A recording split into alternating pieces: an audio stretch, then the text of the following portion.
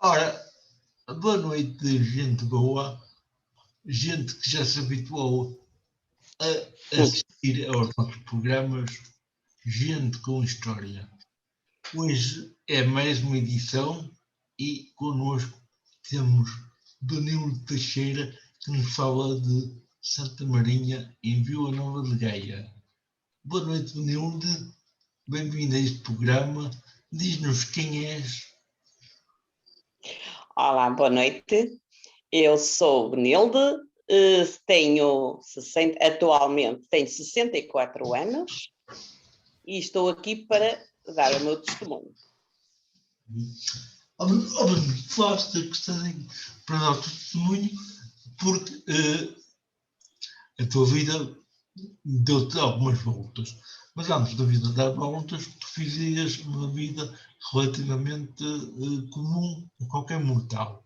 Tu chegaste a trabalhar, tu estudaste, tu casaste, tiveste filhos. Foi assim, não foi?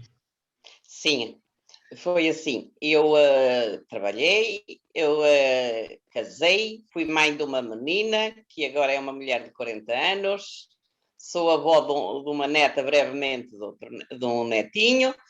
Trabalhei sempre, iniciei o meu trabalho como babysitter de crianças, depois foi tomar conta de idosos nas suas residências e também quando há 7 anos me aconteceu isto, eu estava a ser babysitter de 2 gêmeos. Uhum. Portanto, a minha vida mudou há 7 anos para cá, deu uma volta enorme e mudou imenso a minha vida. Olha, e queres contar-nos como é que começou a ser essa mudança? Sim, foi em dezembro de 2013 que, derivado a um problema de um cálculo renal, fui mal socorrida no hospital e ao outro dia novamente voltei ao hospital e derivado a estava já a fazer uma sepse e entrei em coma e estive 10 dias em coma. Depois os médicos diziam que eu não ia me salvar, que não conseguiam, mas depois de acordei, estive em 2 dias normais, muito dorida, depois começaram os membros superiores e inferiores, começaram a fazer gangrena, tive que ser amputada às mãos e às pernas. As mãos foi no dia 30 de dezembro de 2013, desculpe, e 2 de janeiro de 2014 foi às pernas. E depois foi aí que a minha vida deu uma volta enorme e consegui estas batalhas todas. Tive praticamente ano e meio sem vir à minha casa. Regressei à casa, já vinha a andar com as minhas próteses e pronto, com muita fé, aceitei o que Deus me deixou ficar neste mundo, com muita fé, e continuo a ser a Benilde que sou, com os meus obstáculos, correto? Mas sim, e tento ajudar o próximo. Jovem, tu quando foste amputada, quer de pernas, quer de braços, a tua primeira reação não foi assim tão simpática como agora parece ser. Passaste por momentos difíceis. Sim. E na altura, quando os cirurgiões me anunciaram que eu ia ser amputada para me tentar salvar, que não me garantiam se me salvavam, porque nem eles não acreditavam que eu me salvasse. E eu só respirei fundo, pensei na minha maravilhosa filha e pensei em Deus. E disse que se Deus tinha-me dado vida novamente, que eles que me tentasse fazer, amputar, mas depois, sim, na recuperação foi muito difícil, foi muito dolorosa, mas sempre com muita fé em Deus, e Deus amparou-me sempre, e foi. Tive sempre Deus ao meu lado e belíssimos anjos da guarda. Quais foram as maiores dificuldades com que te deparaste? As minhas maiores dificuldades era eu tentar querer andar, eu tentar ser um bocado independente logo no hospital, tentar comer sozinha, tentar saber de que maneira que eu devia me lutar na minha nova etapa de vida, não é? Porque e isso foi que me fez sempre de estar sempre em trabalho no hospital e no centro de reabilitação. Tive sempre de manhã até à tarde, até às 5 da tarde, estava sempre em recuperação, não parava. Mas a tua adaptação à vida foi progressiva. Tu começaste por fazer terapias, tiveste que ser acompanhada por psicólogos ou tu própria que te encarregaste de reabilitar? Sim, fiz muita fisioterapia. Ora bem, eu para começar a andar é como aos bebés. Eu primeiro gatinhei, eu primeiro dei os primeiros passos, porque isto não é fácil, isto é muito doloroso, não é? Mas tentei fazer essas coisas todas sempre com o meu ânimo, com a minha força e com a minha fé. E agora, se eu precisei de um psicólogo, não, nunca quis. Eu tinha tudo, lá eu realmente tinha as equipas todas, psiquiatras, psicólogos, eu nunca quis. Mas houve uma médica que me pediu imenso, que havia um psicólogo da área de amputação que queria muito me ver. E eu fiz a vontade lá ao psicólogo e ele esteve quê? Nem 2 minutos à minha beira. E ele saiu para fora e disse à médica que quem precisava de um psicólogo era ele, que eu que não precisava de psicólogo nenhum. Entretanto, é assim, nós quando nos encontramos em situações como a tua, ou provavelmente a tua, perdemos membros, perdemos a visão, perdemos montes de capacidades. Há duas questões que se levantam, como é que os nossos entes queridos, marido, filhos, familiares, nos vão encarar e como é que nós nos vamos encarar, ou seja, como é que nós vamos olhar para o nosso corpo, como é que nós vamos ver como os outros olham para nós. Contigo foi assim também? Tiveste receio que a tua família não conseguisse ver em ti a benil que eras? Ou não tiveste tempo de pensar? Exato. Olha, vou-te dizer, a primeira coisa que eu só ao cabo de 3 meses é que me vi a um espelho da casa de banho, porque eu tomava banho na cama. Sim. E quando vi ao espelho, eu não reconhecia a minha imagem. Senti-me uma pessoa muito velhinha, uma pessoa muito... Não reconheci a minha imagem. Depois fui adaptando. Ora bem, eu aceitei muito bem. A minha filha aceitou muito bem, ajudou-me muito e apoiou-me. A minha família não. O meu marido também não aceitou e a minha família também, mas havia por exemplo, a minha mãe dizia, e agora minha filha, como é que eu te vou ver tu a subir as escadas às gargalhadas? E eu respondi à minha mãe, não se preocupe, eu continuo as minhas gargalhadas na mesma e se nos subir de uma maneira, subo de gatas. Eu subo na mesma. Eu fico na mesma. Portanto, mas sim, a família não é... Pronto, achou que eu fiquei uma coitadinha, mas eu não fiquei coitadinha nenhuma. Aliás, tenho o que me valeu a mim, também me parou. Atenção, que nesta recuperação eu tive pessoas maravilhosas, mas tive amigos fantásticos. E esses amigos mantêm-se. Principalmente tenho a minha amiga Carolina e a minha Lígia, que eu digo, esses são a minha família de coração. É a minha família que ainda hoje, se eu precisar de alguma coisa, eu sei que de dia e de noite que eu posso contar com eles. E com a minha família não posso. Benito, eu toquei neste assunto porque normalmente nós, eu digo nós porque me aconteceu isso, nós às vezes reagimos melhor a estas situações de perda do que o pai, o marido, a esposa. Eles ficam sem saber como lidar connosco, parece que têm medo até de nos olhar. Isso não é fácil para eles também, porque habituaram-se a ver-nos como poetas e agora falta alguma coisa. O teu marido, por exemplo, teve que reaprender a lidar contigo. sim, teve que reaprender, não é? Mas mas continua a não aceitar muito, bem, mas teve que repreender, sim. Primeiro, ele é que precisou de um psicólogo, porque ele foi muito abaixo, não é? Porque eu era o pilar da casa, era entre aspas, não é? Ainda sou o pilar da casa, não é?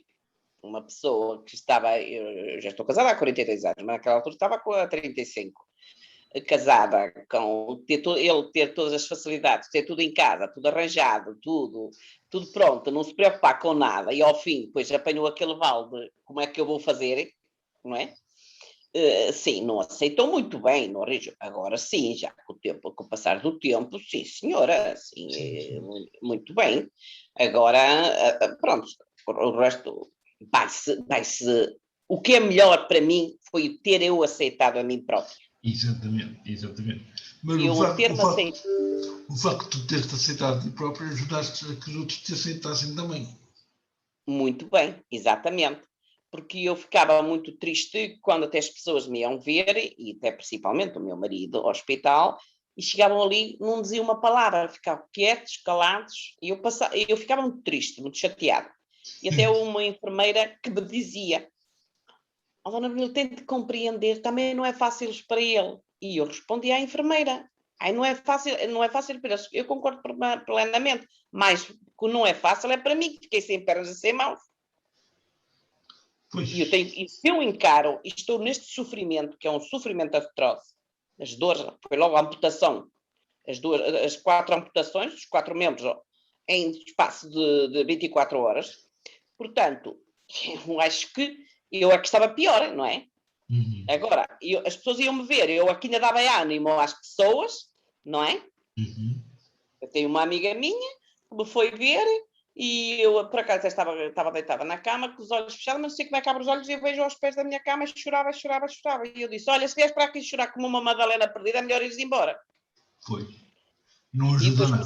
comecei a falar com ela, a dizer aquelas brincadeiras que já fazia com ela, e ela ficou fantástica, porque ela disse que não podia, que me conhecia há 30 anos, eu não merecia estar ali assim naquela situação, não é? Pois. Mas eu é que animei a ele. Eu é que animei a ele. Normalmente acontece um pouco isso com muitos de que ficam amputados ou que ficam em situação difícil, mas também realmente compreende-se a situação, quer dizer, quem está habituado a ver-nos de uma determinada maneira e de repente parece que estamos a ver perder, ficam assim sem saber o que dizer, o que fazer. Não sei porquê, mas isso acontece, sinceramente acontece, eu sei. Mas tu fizeste aquilo que normalmente é difícil fazer, que é seres tu, continuas a ser tu o pilar para que as pessoas te voltassem a olhar com dignidade, com o respeito que tinham, com o mesmo carinho, com o mesmo amor. Fizeste isso e isso deu frutos, porque estás reabilitada, faz uma vida o mais normal possível. E por aquilo que eu sei, és feliz, sentes-te realizada, não estás fechado em casa, tens atividades exteriores também, dás testemunhos, não é? Exato. Não me fecho em casa, só se quando tiver de sair, saio. Voltei ao grupo coral, agora está suspenso, mas por causa disto. Vou fazer através da Associação Nacional de Amputados aqui de Vila Nova de Gaia, quando nos pedem, porque pedem-nos muita ajuda, porque as pessoas vão para casa, as pessoas não se aceitam, e se vir uma pessoa que está pior, muito pior do que eles, e vir assim, e eu vou, a gente dá o nosso depoimento, a gente vai à casa das pessoas, portanto, isto tudo também ajuda a gente a não ficar parada e ajudar também a continuar a ajudar, não é? Uhum. E isso eu para mim sinto-me muito bem nesse aspecto, sinto-me muito bem em ajudar o próximo. Eu já ajudava, já antes de me acontecer isso, eu já ajudava, não é? Mas agora, dar o meu testemunho, quando tenho que ir ao centro de reabilitação, ou quando tenho que ir ao Hospital de Santo António, ou essas coisas todas. Por exemplo, eu há 2 anos, vai fazer agora 2 anos este ano, eu fui às cadeias dar o meu testemunho. Eu fui à cadeia de femininas de Santa Cruz e fui a de Custóias. Eu vim de lá dar o meu testemunho, mas vim de lá de coração cheio. Porque muito mal, a gente se formos a pensar, estou assim e ainda consigo, mas tenho a minha liberdade. E os outros, os que estiveram lá, eu fiquei muito, gostei imenso de lá ir dar o meu testemunho, mas também dar uma força àquelas pessoas que erraram, mas dizer-lhe que quando pagar a dívida de errar, não pensa olhar para trás outra vez, é olhar para a frente. Porque isso, se for para sair daquele, como eu lhe dizia, vocês quando sair desse portão, pensem 2 vezes e não voltam, saiam daqui a 200 a hora e não voltem a vir para cá 100 a hora outra vez. Porque, pronto, mas essas, depois, mas custou-me imenso ir às cadeias. Custa muito. Custou-me imenso. Aquilo, andei uma semana, fechava os olhos, parece que só estava a ver a eles todos. Aos hospitais, ou ir ao centro de reabilitação. É mais fácil. É mais fácil, é muito mais fácil. Mas o resto, sabe como é? As pessoas, a gente tem que encarar a gente entrar ali na cadeia, ouvir aqueles portões a fechar e... eu andei uns dias. Aliás, eu saí de lá com o meu amigo Arsénio, viemos diretamente para os ensaios da música, e eu, antes de começar o ensaio da música, eu quis dar o meu depoimento do que foi a minha visita desde das 9 da manhã às 3h30 da tarde, às 4 horas da tarde, às cadeias. Eu quis dar, eu tinha que comunicar o que eu vi, o que eu senti e o caminho, o meu coração estava triste. O que é que tocou mais na ida às cadeias? No contacto com eles, com os reclusos? Sim, contactos que eu cumprimentei-os todos. Eles pediram se me podiam abraçar e não sei o que, não sei o que mais. E o que é que tocou mais? Eu vou-lhe dizer, na cadeia de Santa Cruz, muitas pessoas, todas, eu estava a dar o meu depoimento, o meu sofrimento, o que me aconteceu, o que eu era, o que eu fiquei e o que eu aceitei. Não aceitei isto como um castigo, aceitei, pronto, até agradeço, como eu digo, agradeço a Deus por me deixar as minhas memórias todas, tudo, e a minha maneira de ser que era, porque eu podia ficar meio maluquinha da cabeça, ou podia ficar essas coisas todas, ou eu não aceitar como estou, não é? Mas o que mais me tocou foi uma rapariga dos seus 27 anos, 20 e coisa, que se agarrou a mim, eu tinha um lenço no pescoço, e disse-me assim, como é que a senhora é tão bonita e tem um sorriso, como é que a senhora sofreu tanto e tem um sorriso tão bonito? E eu disse, sabes, a gente tem que estar grata à vida. E ela disse, mas a minha vida vai ser fechada aqui. Eu já tentei por uma vez, tentei a não aceitar isto e pensei em muita coisa. E depois eu disse, olha, eu gostava de ter a sua força. E eu disse, e vais ter. E depois até lhe disse, olha, vou-te dar uma coisa minha, vou-te dar o meu lenço para tu te lembrares assim, eu fiz uma grande asneira, eu estou aqui, mas eu tenho que aceitar que tenho que pagar pela asneira que fiz. E vais-te lembrar de mim, e ela ia sempre dá-me um lenço, e eu dou-lhe a charpe, e dei-lhe o charpe. Nos homens, foi um monte de memórias muito tristes. Havia rapazes novos, mas havia pessoas de idade. E eu pensei, meu Deus, estas pessoas que castigo, elas fizeram muito mal, estão aqui porque fizeram muito mal, e têm que reconhecer os erros que estão aqui, estão a pagar os erros que cometeram, mas estas pessoas de idade aqui, mas eu ao vir embora, eles todos me cumprimentaram e a dizer-me adeus, não sei o que, ao vir-me embora, eu ia para aqueles corredores, só via portas a fechar, portas a fechar, portas a fechar, Aquilo parecia que me estava a dar facadas a mim próprio. E foi por isso que eu vim e andei, posso lhe dizer que andei para aí 1 semana e meia a pensar nele Eu acredito que eu fiz essa experiência em Braga. e a pedir que Deus lhe dê a força que fez. Mas é muito mais difícil falar de esperança a quem está atrás das grades do que parece, porque não é fácil dar esperança a quem não vê a luz ao fim do túnel. Como é que tu sentiste que eles escutaram o teu testemunho? Como é que sentiste que eles encararam a tua realidade, a tua força? Já disseste aqui um pouco, mas achas que tu tocaste a vida deles, que pudeste ser para eles um sinal de que tudo pode mudar um pouco? Ou achas que depois devia ficar tudo igual? Senti neles todos, quando me vinham abraçar, e quando as lágrimas deles me caíam nos meus ombros e pela minha cara.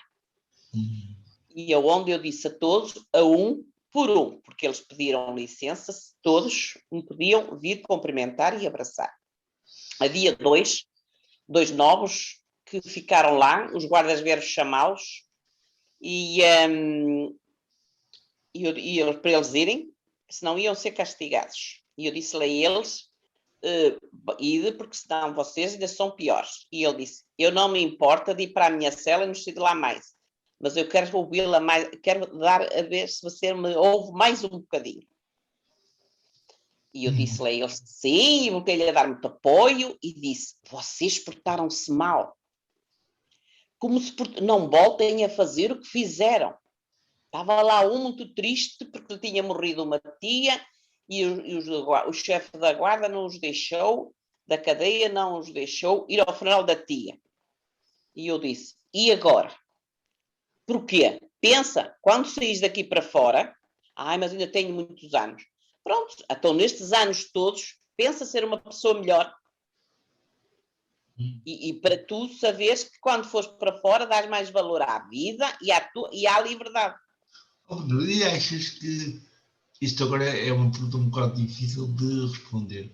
Achas que no atual sistema prisional há espaço para eles se reabilitarem mesmo? Não, não acho. No espaço prisional, eles deviam ter todos os dias, na minha maneira de ser, a maneira de aprender a se reabilitar novamente na nossa sociedade. E eles não. Eles estão lá, aquilo é uma escola que ainda vem de lá, de dentro, muitos, entre aspas, não é? Muitos vêm pior que ao que entrar. Porque conversas de um, porque conversas de outro, como praticar o crime, outro porque como é que fizeram mal, e vêm cá para fora, vão fazer o mesmo. A cabeça deles não são limpas. Eles deviam ter psicólogos, apoiá-los, ter todos, pelo menos 3 vezes por semana, ter uma lição de cidadania, de aprender a lidar depois com o bem, porque eles depois perdem-se no mundo deles lá dentro. Sim. E eles depois, vindo cá para fora, o mundo deles já é diferente. Mas isso, no fundo, a situação deles é um bocado idêntica à nossa. Ou seja, depois que nos aconteceu tudo isto, quer a ti, quer a mim, quer a outros como nós, e que lhes aconteceu a eles estarem privados de liberdade porque fizeram isto ou aquilo, a vida nunca mais é igual. Quando nós saímos de uma cadeia, também não olham para nós de esgueia, também não nos dão oportunidades como se nós nunca estivéssemos Estado. Vimos todos rotulados. Nós, os suficientes, estamos rotulados de coitadinhos. E eles também têm rótulos. Essa sociedade, ao rotular as pessoas, também não ajuda nada. Não. A própria sociedade imagino, uma pessoa que fez o seu crime, pagou e bem pago o seu crime, veio cá para fora, a sociedade não o recebe. Se for procurar um emprego, és um preso, és um presidiário, já não prestas. A nossa própria sociedade cá fora não os recebe. Eles deviam ser. Eu não aceito que eles estejam na cadeia estes anos todos lá fechados. Eu aceitava que eles tivessem um programa de virem cá para fora, vigiados, evidentemente, para se reabilitar. Antes um ano de sair ou 2 de sair, vir cá para fora, tentar vir cá fora umas horas, ser reabilitado, ser uma pessoa melhor para ser. Com respeito a nós aqui, por exemplo, como o Américo e como eu, ficámos. O Américo, que eu tenho conhecimento, foi aos 16 anos, que ficou Sim, com a sim. sua falta de visão. Sim. Eu fui aos 57. E eu dei volta à vida. É por isso que eu não gosto que ninguém me chame coitadinha ou disse, olha aquela que não tem mãos. E é por isso, eu para não ser mal educada, às vezes até sou assim um bocadinho mal educada, olho para as pessoas e começo-me a rir. As pessoas até que ficam envergonhadas, não é? Coitadinhas são eles. Porque se estivesse no meu papel, eles não aguentavam semelhante, não é? Mas é uma pergunta, também em termos práticos, e eu falei no Pedro agora falo no teu caso, tu se tivesses ficado amputada mais cedo, se calhar nunca tinhas conseguido ser ama, cuidar de crianças, ou até ter um emprego como a maior parte das pessoas têm, isto sendo muitas barreiras. E muitos deficientes conseguem trabalhar tanto ou mais que os outros. Aí está os tais rótulos, os tais preconceitos que nos impedem de nos integrarmos, de provarmos as nossas capacidades. Isto está a melhorar um bocado, mas há muito para fazer. Para quem está a nos ouvir, para quem está a escutar-nos, tu, como pessoa que és, que ficaste amputada de muita coisa, mas que ninguém te amputou a alegria de viver, o que é que tu gostarias de dizer a esta gente que está a passar por momentos difíceis para a vida dar uma volta? O que é que tu conseguias permitir a eles, além do que já disseste? Qual era a tua mensagem-chave para que as pessoas não ficassem presas àquilo que perderam? Primeiro, que se aceitem primeiro. A primeira coisa que tem que ser aceitar-se a si próprio. Segundo, pedir sempre, todos os dias, ajuda a Deus, que os ampare, e todos os dias dá graças a Deus, à noite, pelo dia que lhe deu. E a própria sociedade em si, deixar de nos pôr rótulos, porque nós ainda damos muito à sociedade. Não damos o que dávamos, mas damos. Basta até a gente dar o nosso exemplo para as outras pessoas. Mas eu deixo no recado a minha situação que ponho à vista, sem vergonha nenhuma, sem pena de mim, porque não tenho pena de mim, que as pessoas não tenham pena de si próprias, que tentam ser felizes com a segunda oportunidade de vida que Deus lhe deu. E que sejam felizes. Felizes, entre aspas, porque as pessoas que não são deficientes também têm os seus problemas e os seus queres. Claro. Não vou por aí, não é? Mas que dê mais valor à vida e às pessoas que o rodeiam, que assim são mais felizes. Mas, Bruno, tu deste aí um conselho que para muitos é difícil de acatar, que é agradeçam a Deus. Para muitos, Deus nem sequer existe. Para esses, o que é que tu dizias?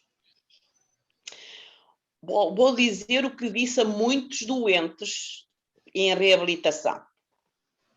Porque conheci muitos que não é da religião católica. E eu só dizia, Deus é universal. Não quero saber a religião. Eu sou católica, tu és, sejas o que for. Mas Deus é universal. Na vossa fé, ou sem ser na vossa fé, vocês aceitam-se e agarrem-se à vida e à vossa religião ou quem vocês quiserem. Mas arranjem-se à vida para o pouco que têm de vida, que sejam felizes.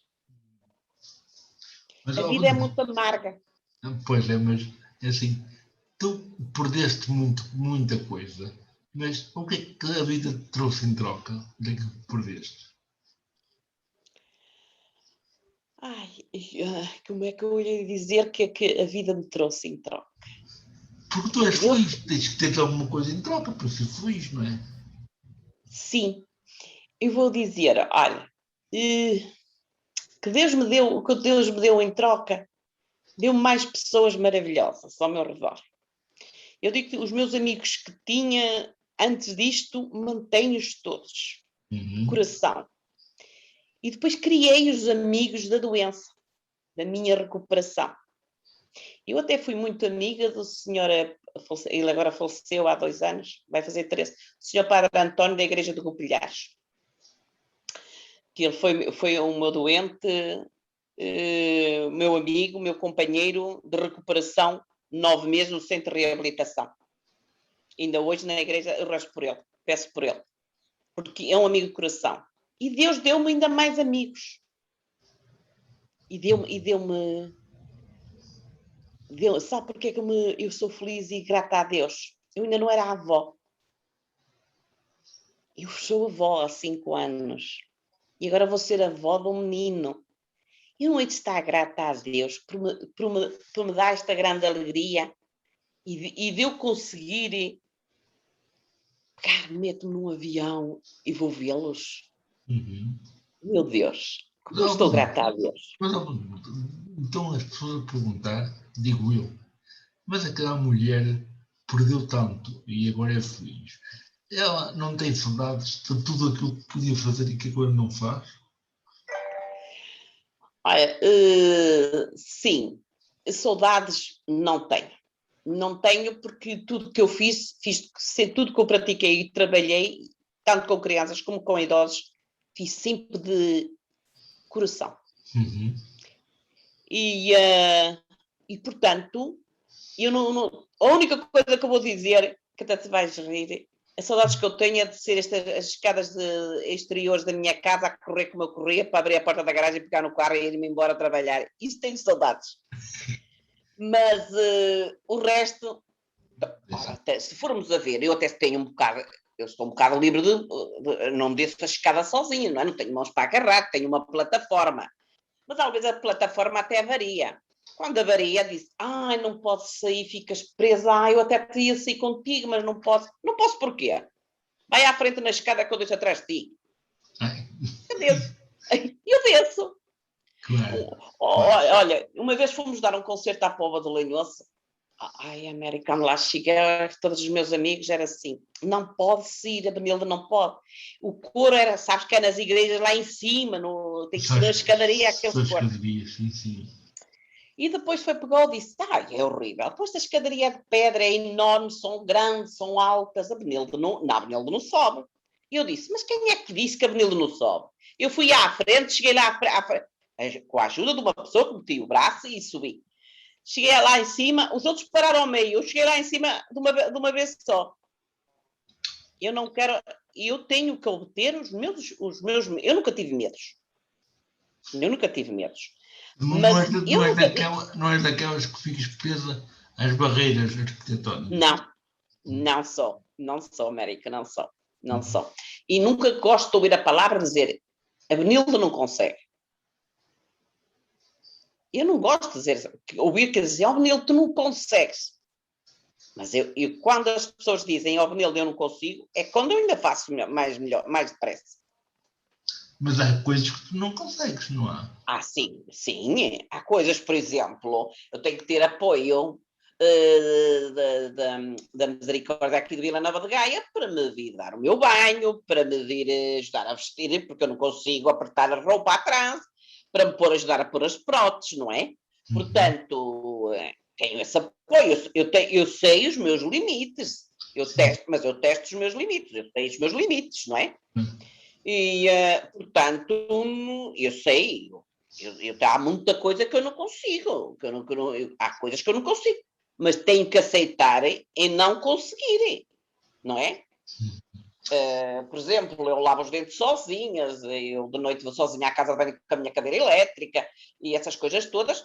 Se fosse outra, não fazia ou deixava-se estar. Não, eu tento sempre tentar dar a volta o melhor possível na minha Sim. vida para não ficar, Mas, entre aspas, uma coitadinha. claro, Mas há coisas, é uma pergunta também ingrata, mas há coisas que tu não fazias e que se calhar agora fazes. As coisas que eu não fazia e agora faço. Sim. Olha, muito bem, não conduzia um carro de caixa automática, não conduzia com duas mãos, agora consigo conduzir só com o coto. Portanto, já é.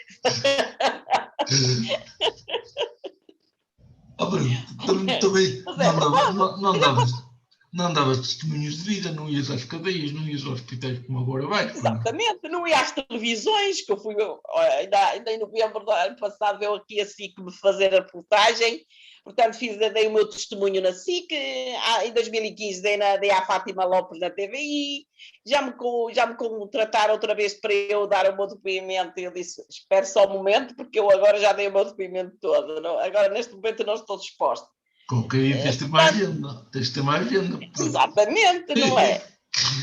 Eu, quando o senhor da SIC, quando cá veio, o repórter disse, a senhora conduz mesmo? E eu disse, conduzo. Já agora dava para eu ver a senhora conduzir, com certeza.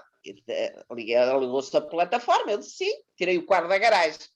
E ele estava bem, atrás, o repórter, atrás do banco de trás, era assim, mas a senhora vai conseguir tirar o carro de marcha atrás, com a porta que é Resbés Campo de Ourique? E eu disse, pois, mas isso não há problema. E eu tirei, tudo à primeira, arranquei, fui dar até ao cima do meu bairro, da minha rua, fui até lá acima. E ele, minha senhora, vá devagar que eu tenho 3 filhos. Eu disse, porquê? Tem medo?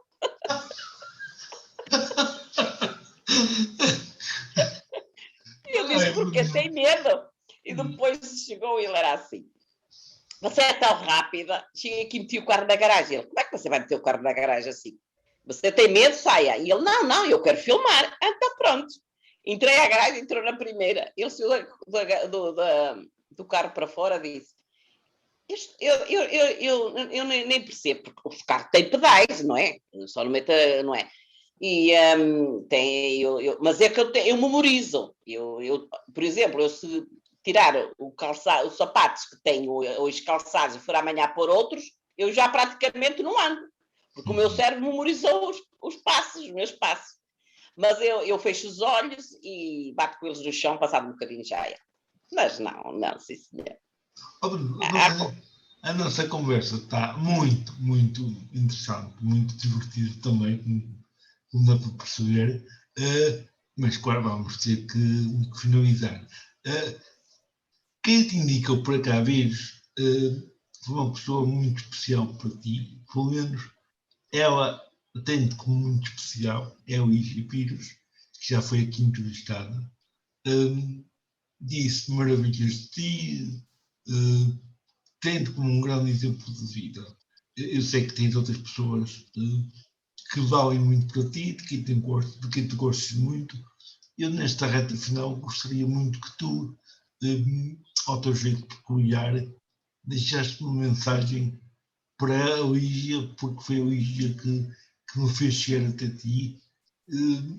Queres dizer alguma coisa à Lígia aqui neste programa? Sim. Quero dizer à Lígia, que ela já o sabe, mas vou testemunhar o meu. Conheci a Lígia há 14 anos na igreja do Mosteiro da Serra do Pilar. Foi logo uma menina doce que o meu coração e os meus olhos acolheram. Na minha... Há 7 anos, foi uma filha que me acompanhou sempre. Eu amo a Lígia como uma filha minha, de coração.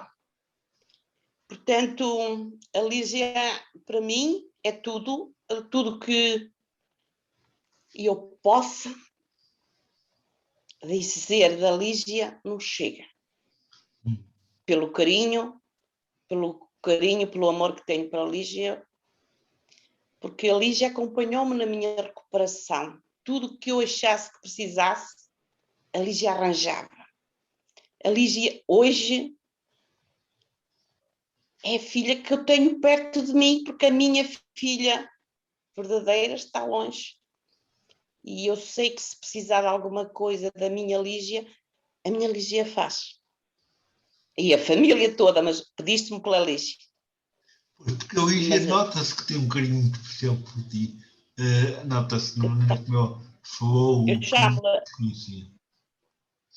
Eu E chamo-lhe o a minha engraçado filha. é que eu acho que a Lígia, e agora tu deste a prova disso, ela não te ama porque tu ficaste distinta, ela ama porque te conhece tal como pessoa que és, porque eu já te conhecia antes da situação acontecer. E foi isso que, que a fez admirar-te. Eu frisei isso porque foi daquelas pessoas que era tua amiga e que continua a ser, ainda mais se calhar.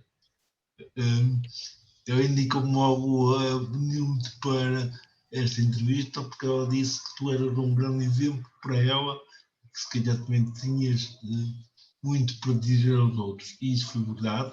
Disseste aqui muita coisa importante, embora não pareça, mas foi muito importante o que tu aqui partilhaste nesta entrevista.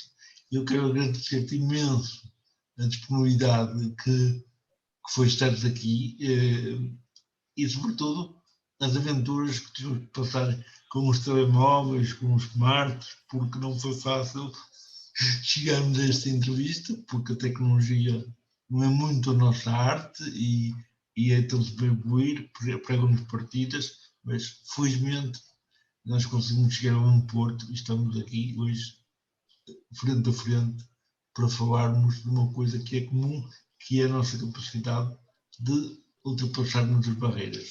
Obviamente, eu quero dar-te um beijinho muito especial, muito forte também, dizer-te que foi um privilégio muito grande falar contigo, escutar toda esta riqueza que tu tens, toda esta alegria de viver que tens, e dizer-te que se calhar o melhor que podia ter acontecido àqueles que te rodeiam é tu teres perdido o que perdeste para nos ganhares para a tua vida.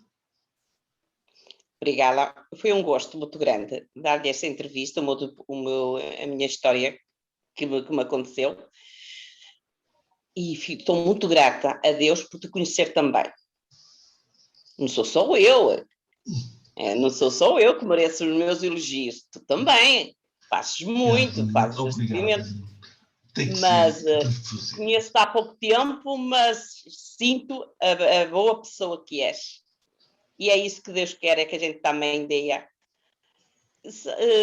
o nosso testemunho para que... Eu acho que Deus nos dá a cruz que mais a gente a pode levar às costas. E sempre com o nosso sorriso. Eu, obrigada, Américo. Foi com muito gosto que lhe dei esse meu depoimento, com muito gosto e com muito carinho.